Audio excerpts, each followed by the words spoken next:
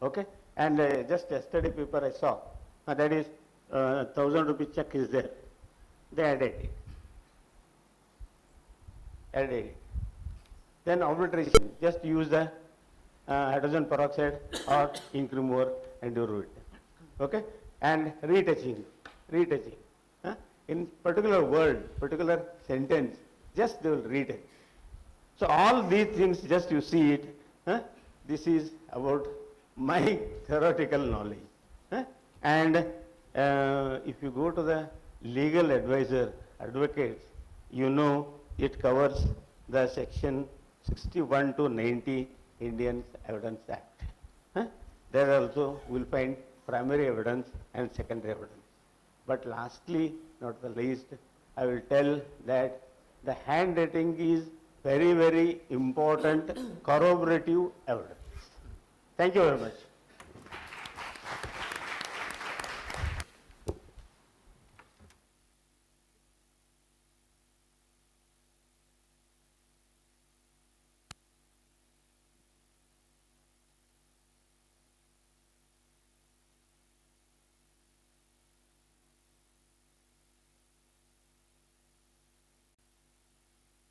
Seminar on Forensic Science and Administration of Justice.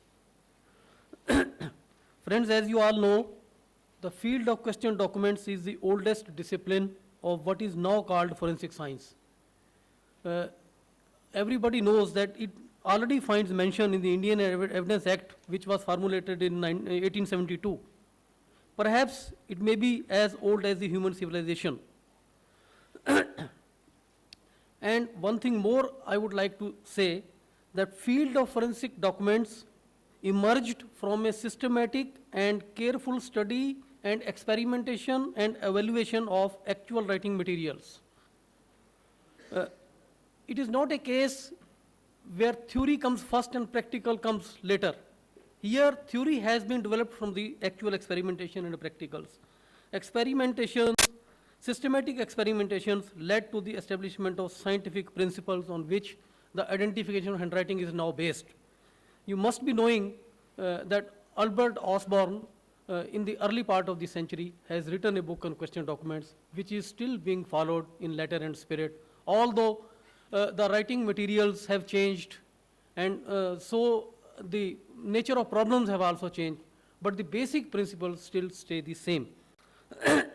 Friends, I would also like to add that expert is not a magician. Don't expect that he would be able to solve each and every problem that is given to him. And in fact, perfection consists not in doing extraordinary things, but doing ordinary things extraordinarily well. So we do take care in our laboratory to do ordinary things extraordinarily well. So another thing, Professor Wadin have already given you an overview of question document examination in a most precise and very effective manner. I shall be giving you the practical insight of the most type of cases which were examined in my lab in Shimla as well as in Hyderabad.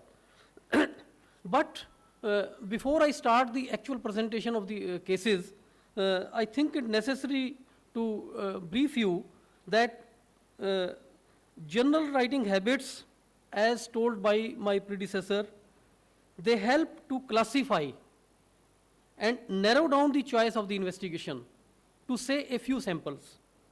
And then individual writing habits help to identify and distinguish between writings of different persons. So these are the things which I consider necessary. Friends, handwriting is a neuromuscular controlled motor activity. And as such, it follows that no two people write alike. Why?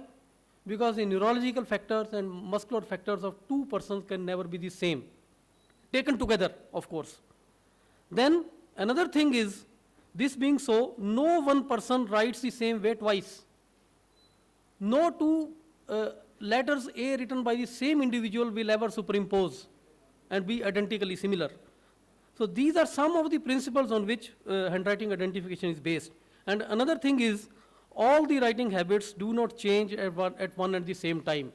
most of the people take the plea that a person can very well change the writing habits. Yes, he can change, he can modify.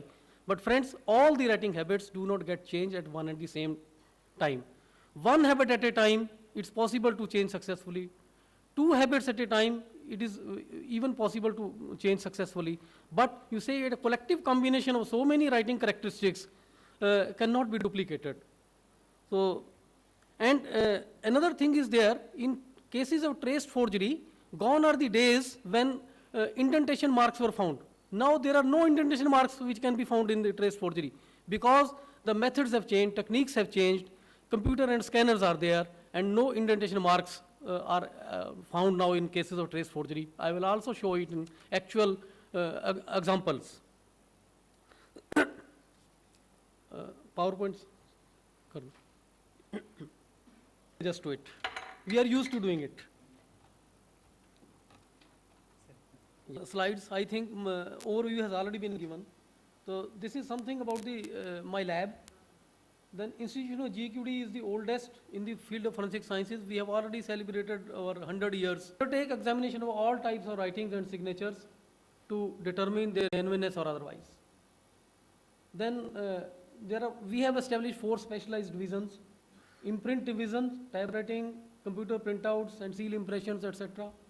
Then tempered document divisions, decipherment of alterations and what was written behind the altered strokes, erasers, obliterations, etc. Then writing media division, examination of ink, paper and other writing materials to know whether the paper recovered from the scene of crime actually matches with that recovered from the possession of the accused. Then we have also established a full-fledged computer forensic division in GQD Hyderabad. I think all of you must be knowing we impart trainings to investigators, prosecutors, as well as judicial officers in forensic document sciences and computer forensics, and younger scientists of other labs in expert testimony in a court of law. These are some of the special services which were offered by us. Then, needless to say so, it is only a procedural thing. Then these are the nature of problems which are normally referred to a document lab: handwriting identification and forgery detection, typewriting identification, forged signatures, their detection and identification, alterations and erasers in documents, then built-up documents. There are also documents which were built over a genuine signature. The signature may be genuine, yet the document may be forged. And then comparison of ink and other writing materials, then matching of torn edges and serration of various document portions, staple pins and punch holes, etc. And examination of computer-generated documents. Then friends, this is the first slide I am showing regarding the identification of handwriting. So this is an actual case which was examined by me.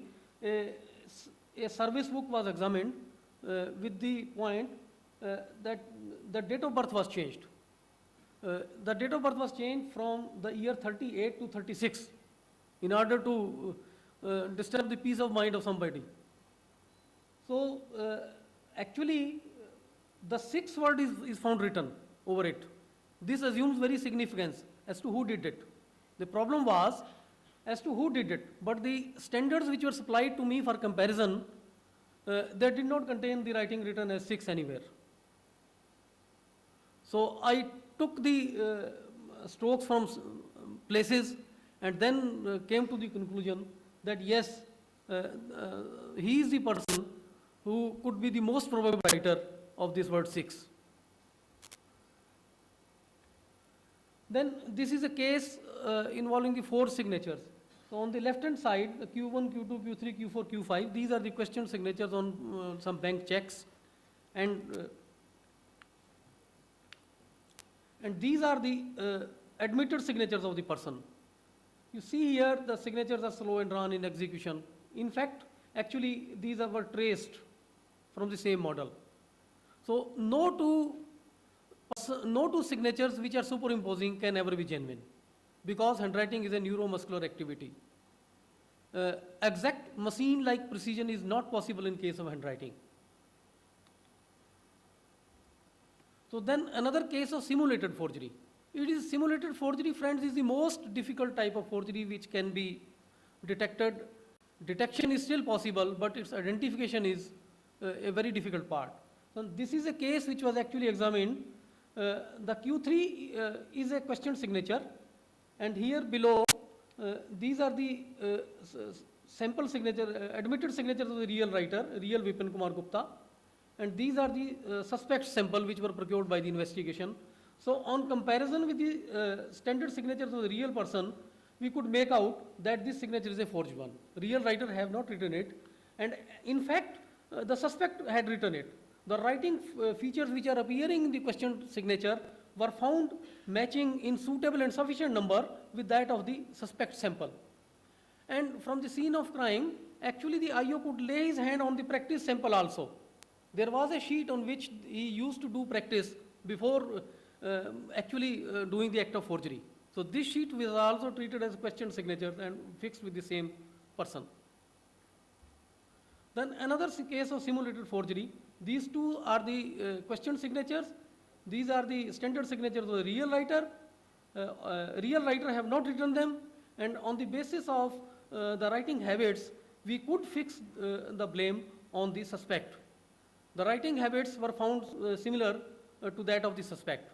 In fact, it is not possible for any person to copy all the writing habits of a person and simultaneously eliminating his own writing habits. That is more important.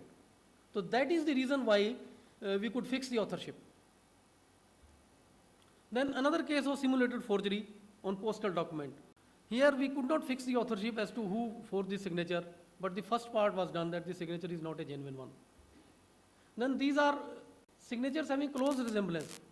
It must be viewed with suspicion. If you come across two signatures which are having too close similarities, those cases must be viewed with suspicion. This is one of such cases. Actually, it is not a tracing, but it is a carefully drawn simulated signatures. No natural variations are present as it is characteristics of the genuine signatures. So these are not the genuine signatures. Then this is a case examined by me in Shimla. It is a case of simulated forgery. You see, these are some of the question signatures on stolen bank drafts, and then these are the signatures of the real Prabhat Kumar. Friends, you can yourself say that the real writer has not written them, but that was not all. The specimen writings of the suspect in the form of Prabhat Kumar were compared with the question writings, and I came to the conclusion that this suspect have